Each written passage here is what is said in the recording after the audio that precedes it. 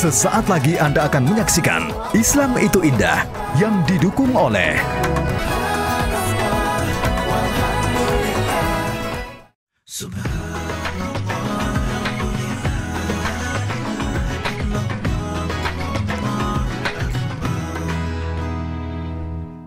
A'udzubillahi minasyaitonirrajim. Bismillahirrahmanirrahim. Assalamualaikum warahmatullahi wabarakatuh. Waalaikumsalam warahmatullahi wabarakatuh. Jamaah, oh jamaah, Alhamdulillah. Alhamdulillahirrabbilalamin. Kita bertemu lagi di Islam itu Indah. Jamaah Islam itu Indah yang dirahmati Allah. Zaman sekarang ini ya, kalau kita bicara semua orang ini, hampir semua orang ini berlomba-lomba yang namanya pamer kemewahan. Apalagi ya bisa dibilang secara langsung ataupun tidak langsung, terutama di sosial media. Harga berapapun yang kita dapat, padahal sebenarnya itu mahal banget sih menurut orang lain. Tapi bilangnya apa? Wow, murah banget. Iya. Mirip banget. Yeah. Seperti inilah tema kita hari ini. Coba sekali lagi. Ya akan kita bahas. Maaf. Wah, murah banget. Tiket PP Makassar Jakarta berapa? 2,5 juta.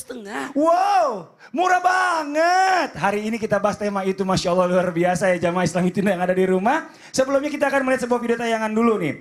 Ini bagus banget buat pelajaran buat kita ya. Mudah-mudahan kita nggak termasuk orang-orang yang sombong.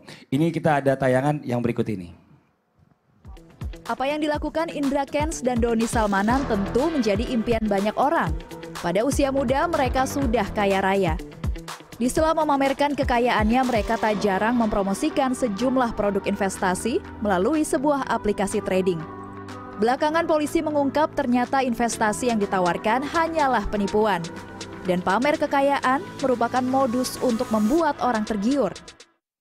Ya ini bicara masalah pamer ya. Di dalam Islam ini pamer itu jelas-jelas hukumnya itu ria ya. Ria itu berarti dilarang, tidak diperbolehkan. Tapi kadang-kadang yang namanya manusia ini gak sadar nih, hilaf. Suka melakukan hal-hal yang sebenarnya harusnya dilarang sama Allah Subhanahu wa taala. Dan kita coba lanjut bahas lebih dalam sama guru kita Ustadz Ahmad Khan nih, mohon izin nih. Sebenarnya bicara tentang hukum ya, apa sih hukumnya pamer itu dalam Islam? Apakah hanya ria aja atau ada hukum yang lain? Atau boleh gak sih sebenarnya hal-hal itu dilakukan? Mohon izin penjelasannya Ustadz Ahmad Khan, silakan.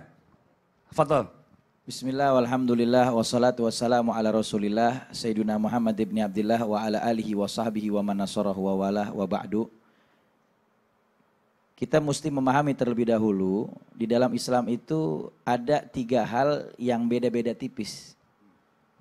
Biar kita paham satu persatu, yang pertama ada di dalam Islam yang namanya riya. Yang kedua ada yang namanya takabur atau sifat sombong. Dan yang ketiga ada tahadus bin nikmah. Karena 3 hal ini berdekatan dan bedanya tipis banget. Hampir sulit untuk dibedakan kalau kita nggak paham perbedaan salah satu dari semuanya ini. Yang pertama riya. Apa sih makna riya? Riya itu adalah tolabul manzilah wa ta'dim indan nas bi amalil akhirah. Seseorang yang dia mengharapkan pujian manusia atau mengharapkan kedudukan di hati manusia tapi dengan amalan akhirat. Kalladzi yusolli wa yasum wa yatasaddaq wa yahij wa yujahid wa yaqra'ul Qur'an liyukrimunahun nas aw liyutuhu min amwalihim fadzalika huwal murai wa amaluhu mardud. Seperti orang yang sholat, puasa, dia bersedekah, dia berhaji, dia berjihad di jalan Allah, dia baca Al-Qur'an, tetapi tujuannya bukan karena Allah. Amalan akhirat yang dia kerjakan itu tujuannya agar dipandang oleh manusia dan mengharapkan sesuatu dari harta mereka. Maka yang demikian dinamakan riya. Dan ini hukumnya haram dan termasuk daripada syirik kecil yang dilarang oleh Allah dan Rasulnya Nabi Muhammad. Dan amal ibadah orang tersebut bisa ditolak, tidak diterima oleh Allah Subhanahu wa ta'ala. Dan ada yang kedua namanya takabur. Takabur ini kata Rasulullah memiliki ciri batrul haq wa ghamtun nas. Orang yang sombong atau takabur biasanya dia memiliki sifat menolak kebenaran sehingga menolak nasihat dari orang lain, dan yang kedua cenderung merendahkan orang lain.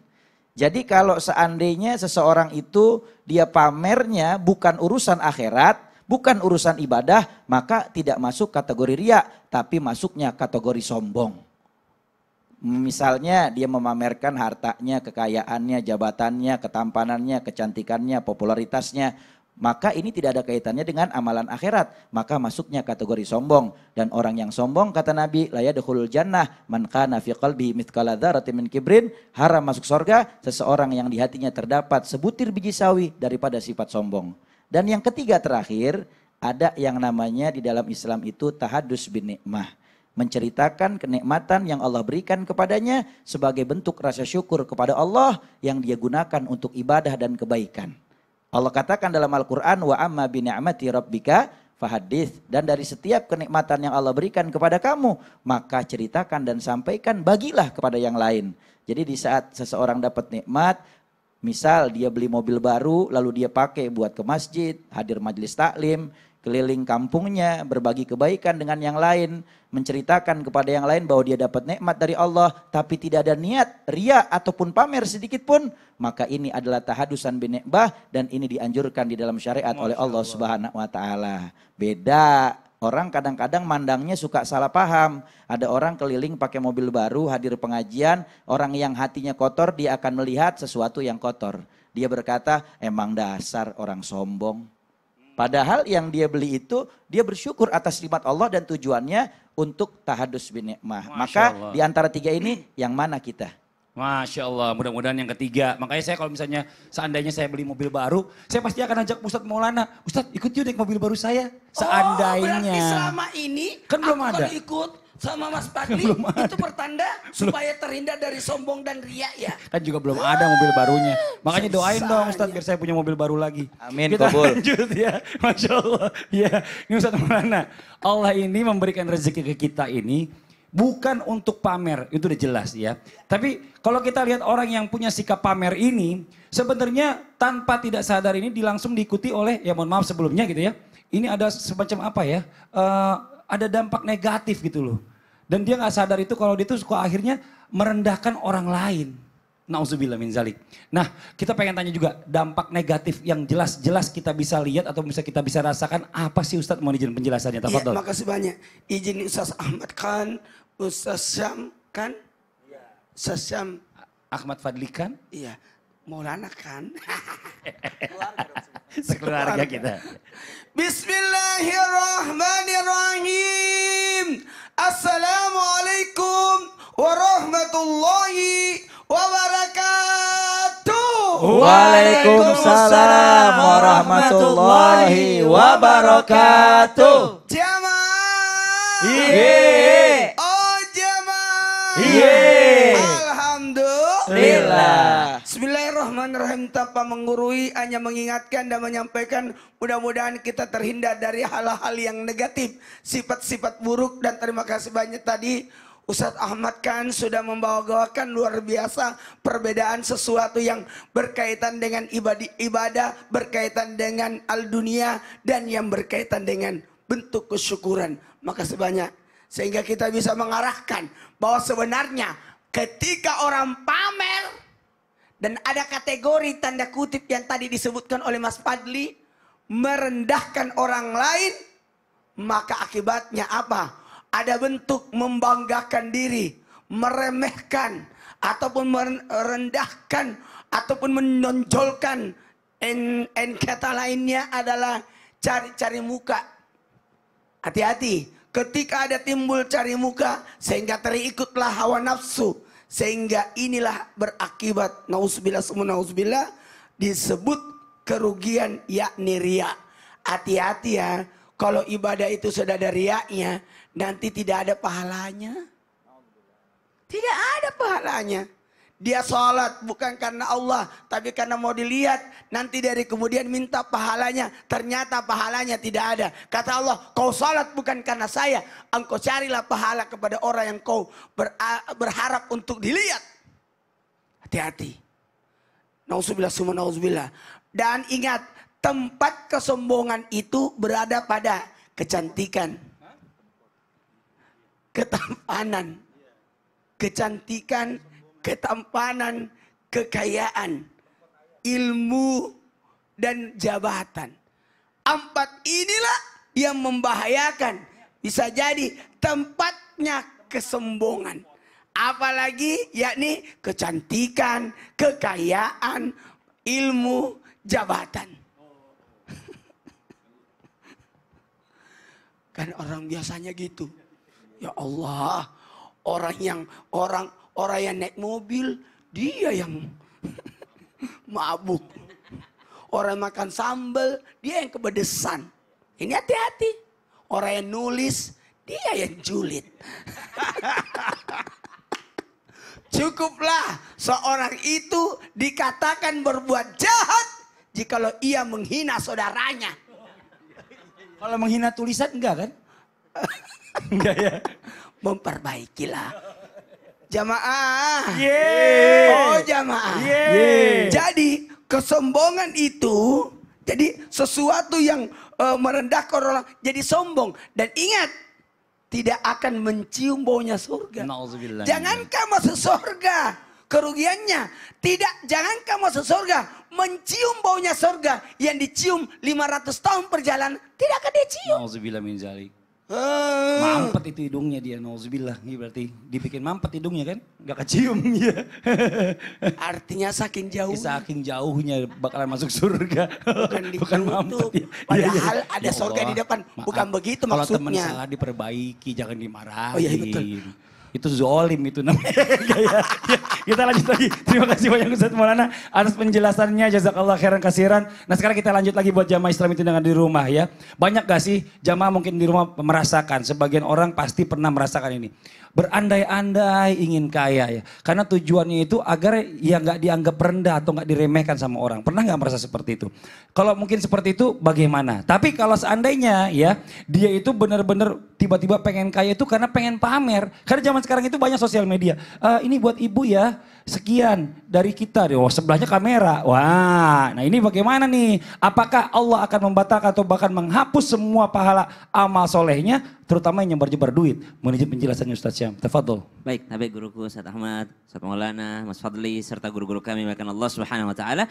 Bismillahirrahmanirrahim. Alhamdulillahirabbil alamin wassalatu wassalamu ala asyrafil anbiya'i wal mursalin sayyidina Muhammadin wa ala alihi wa sahbihi ajma'in. Asbahna wa asbahal mulku lillahi rabbil alamin. Subhanaka la ilma lana illa ma 'allamtana innaka antal alimul hakim. Rabbi shrah li sadri wa yassir li amri wahlul 'uqdatam min lisani yafqahu qawli waj'al li wazira min ahli amin amin amin ya rabbal alamin. Maka subhanallah kalau dikatakan sedekah atau menyebar-nyebarkan uang. Kalau sholat dan ibadah yang lainnya yang ada tuh syaratnya itu prasyarat. Syarat sebelumnya. Misal sholat harus suci dulu dari najis, suci dari hadas, maka dia berwudu terlebih dahulu. Jikalau dia berhadas besar, maka dia mandi besar terlebih dahulu, mandi janabah terlebih dahulu, baru boleh untuk yang namanya melaksanakan sholat. Pakaiannya dibersihkan daripada najis, kemudian tempatnya juga dibersihkan, dirinya dibersihkan daripada hadas, baru dia melaksanakan sholat. Insya Allah kalau semua rukunnya sudah benar, syarat-syaratnya sudah benar, prasyaratnya sudah benar, maka insya Allah kalau udah benar itu urusan diterimanya sama Allah Subhanahu wa taala. Tapi kalau urusan sedekah, nih, menyebar-nyebarkan uang, ngasih orang uang atau membantu orang lain bukan prasyarat, tapi pasca syarat. Bukan sebelum beribadahnya ada syaratnya, tapi setelah beribadahnya baru ada syaratnya. Ba'da naqul a'udzubillahi minasyaitonir rajim. Ya ayyuhalladzina amanu la tubtilu sadaqatikum لا تبطلوا صدقاتكم بالمن والأذى كالذي ينفق ماله رئاء الناس. Maka Allah mengingatkan kepada kita pasca syarat sedekah. Jadi setelah kita sedekah ada syaratnya. La tubtilu. Jangan kau batalkan. Jangan kalian batalkan pahala kalian. Jangan kalian batalkan amal soleh kalian. Jangan kalian batalkan sedekah kalian. Dengan cara apa? Bil manni wal adha. Menyebut-nyebut pemberian dan menyakiti hati si penerima. Kadang-kala kita nyebut-nyebut tuh seperti apa sih nyebut-nyebut? Wah kalau bukan karena saya itu enggak sukses anak itu. Kalau bukan dia pernah nginep di rumah saya itu belajar, oh enggak bakal begitu dia. Kalau bukan karena beasiswa dari kami itu enggak sukses dia kuliahnya. Subhanallah. maka menyebut-nyebut pemberiannya. Kemudian yang kedua, menyakiti perasaan si penerima. Coba-coba yang yatim sebelah kanan baris, coba yang miskin di tengah, coba yang janda-janda sebelah kiri. Wah, yang duda sebelah mana? Sebelah kanan. Yang duda di depan dong. Untuk bisa melihat yang mana garis. Biasanya kalau ada acara santunan seperti ini, coba-coba baris dulu anak yatim. Jangan dulu ambil makanan nak. Coba baris dulu anak yatim sini, ambil dulu ini. Salim dulu anak yatim. Biasanya menyakiti perasaan si penerima. Maka jangan sampai menyakiti perasaan si penerima sehingga dianggap oleh Allah membatalkan pahala sedekahnya. Ternyata ada yang ketiga lagi. Kalladzi yunfiqu malahu ria'an nas. Seperti orang-orang yang riya tadi. Yang mana riya itu dijelaskan oleh guru kita di awal segmen bahwasanya riya itu selalu berkaitan dengan ibadah kepada Allah, urusan akhirat tapi tujuannya dunia, maka disebut dengan riya. Beda dengan takabur tadi. Kalau takabur memang urusan dunia tapi ingin dilihat oleh orang lain sehingga merendahkan orang lain. Naudzubillahi min dzalik. Semoga pahala sedekah kita tidak dibatalkan oleh Allah Subhanahu wa taala. Masya Allah, amin ya rabbal alamin. Jazakallah khairan kasiran Ustaz Syah. Masya Allah, ya kita memang kadang-kadang tuh gak sadar ngelakuin hal-hal itu tuh. Jadi kita tuh aduh suka apa ya orang yang mengingatkan kayaknya. Saya itu kalau pakai jam tangan Mas Fadli, sama sebelah kiri. Oh saya sebelah kanan. Tapi keren juga kalau sebelah kanan. Oh iya boleh. Pinjem aja. dong, boleh dong. Hah? Pinjem. Mau pinjem? Pinjem dulu lah. Kasih lah. Iya, saya kasih pinjem. Dipinjem. Pinjem dulu lah. Coba pakai. Wah. Cocok juga saya Cocok. kayaknya. Itu jam Cocok mahal. nih. Kalau Ustadz Syam pakai kelihatan lebih mahal. Karena itu jam mahal. Lah. Astagfirullahaladzim. Kenapa sih harus ngomong seperti itu? Apaan sih? Saya salah ngomong apa sih? Mandi emangnya? nggak sadar loh. Kalau itu yang tadi dilakukan itu adalah termasuk pamer loh. Masa? Iyalah. Saya Tapi kan tadi bilang, niat gak waktu ngomongnya? Enggak. Niat pamer gak? Enggak. Saya Ya bilang udah deh. dipakai Ustadz Syam jadi makin mahal. Gak enak ah, ya udah deh. Nggak jadi dipakai. Bukan Nggak dia usah ngambek. lah. Kan bikin sakit hati orang. Dia ngambek gimana? Ya Allah. Begitu doang ngambek. Saya harus telepon Ustadz lain atau gimana nih? Jangan ya. Saya pakai gini itu. Maaf ya jamaah ya, saya kadang-kadang suka gak sadar juga ngomongnya. Ustadz Maulana, saya kejar Ustadz Syam dulu ya. Yang di rumah jangan kemana-mana, tetap di Islam itu indah. Jamaah, jamaah, alhamdulillah. Kalau nggak ada, saya telepon Ustadz lain. Nggak usah.